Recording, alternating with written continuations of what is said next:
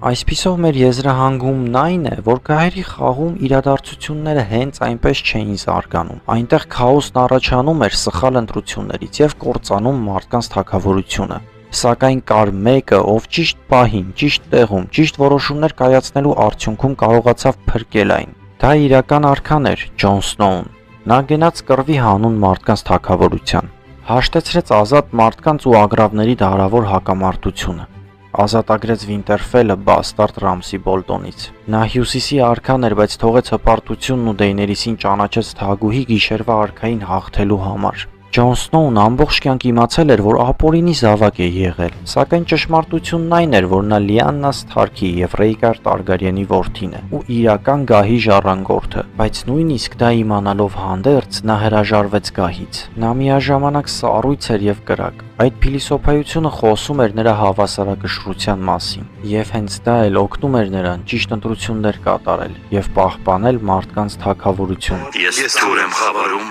ես պահպանեմ պատի վրա, ես վահան եմ պաշտպանող մարդկանց թագավորությունը։